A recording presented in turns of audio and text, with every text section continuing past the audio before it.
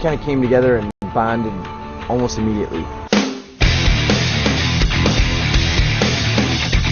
It's like one of those, I mean, those relationships where you know immediately that it's right. Especially being in bands in which you hate everybody, which was the case in their band and our band.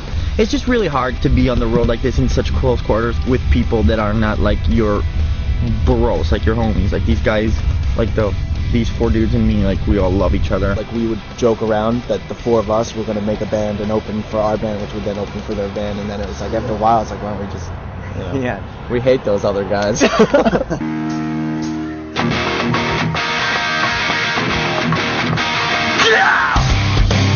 Before we put the band together, we talked about you know, what we ideally would love to have as a band, you know, and which coincidentally we've had a lot of similar experiences with tragedy and heartbreak and different things like that.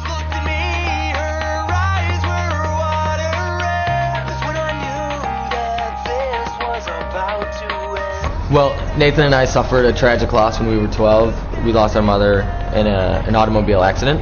And that really just like flips your world upside down, and it immediately starts you thinking in a different way, like in a more artistic way. It really has an even more dramatic impact than it otherwise would if you were already an adult. It was 1 minute you're living this picture perfect, you know, we had 3 older sisters and it was just amazing around the house, like it was a, you know, typical American family, and then that happens and it just rocks your world and it gets you really thinking differently than everybody else your age, and you start philosophizing and you start investigating things like faith and you start questioning everything, you know. It turned us into artists at the snap of a finger. You're about to witness our routine every morning, which is gas station coffee and Fox News on XM radio.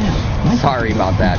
We listen to it for the audacity of it, not because, you know, we agree. Most places should be run by younger people, because these old bastards are so jaded and fucked up, and their philosophies are so dated. They're still like barbarians. You know, we decided to do the band, and we kind of came up with this idea that in the macrocosm of, you know, American culture, everything can be reduced to its common denominator. So we wanted to strip it away and make it one small town. Too long in the same place, I'm sinking into this town. I've charmed the same old snakes, I think we gotta get out. Our story sets place in the 50s in the town of Madina Lake, where the town socialite goes missing. What shall they get? And the story is a mystery about what happened to her.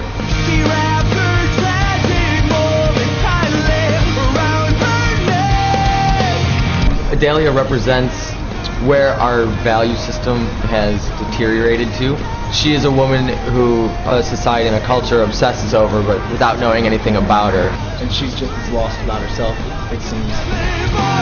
She cries 'cause she's lost, and she doesn't even know what she wants. It's the kind of story that happens all over America all the time. We created this town and the story that goes along with the town. That's sort of like teaching the town a lesson, and it's a mystery that's like an actual tangible mystery that you can figure out. So we're hiding clues in the artwork, and everything we do has some, you know, relevance to it. And the record sounds beautiful. I can't wait for everybody to hear it.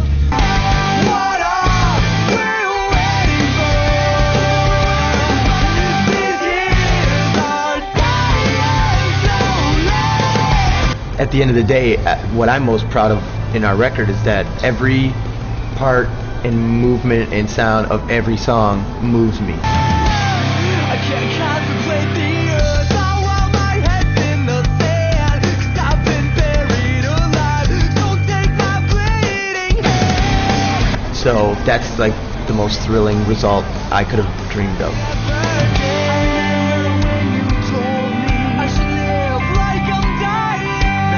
In the immediate future, we're just gonna tour like crazy.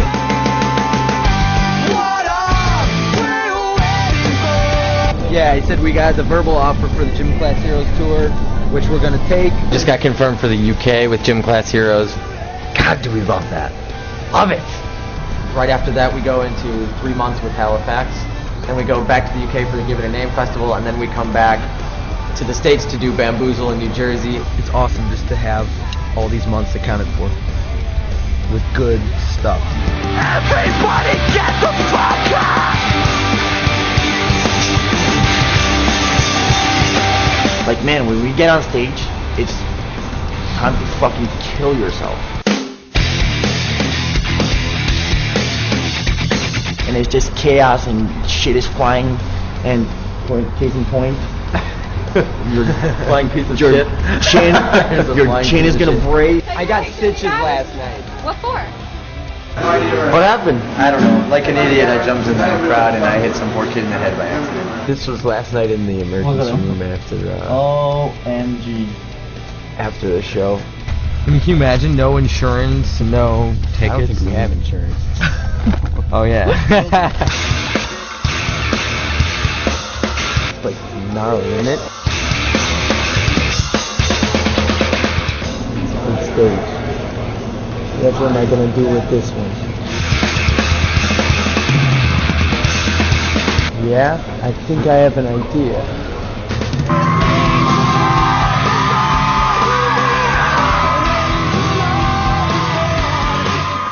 Man, he's broken ribs, I've broken guitars.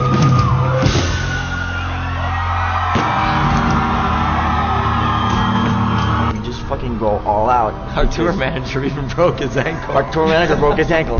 Honestly, it's not broken. Right here? I don't think. I took a big thing of ibuprofen that Nathan had for his stitches, so I'm feeling okay. Anyone but me tonight. Here I stand alone tonight. It comes from our hearts, you know, like we just have so much passion that when we go out there, it's just It's embarrassing. Well, that's the way we rehearse in a rehearsal spot too. This is it. We're wearing our hearts on our sleeves and we're going for it, you know? Yeah, we're willing to do whatever it takes, you know. This is our life. And even if it stays like this, we're having so much fun that we don't really care, you know what I'm saying? you can't beat this. In a different town every night, new adventures, meeting new people, and you know, playing to new kids every night. It's the best lifestyle ever. We're gonna become best friends on Monday. Yes, we are. Love you. The kids have been unbelievable. We love you forever. Don't forget it, and don't forget about us.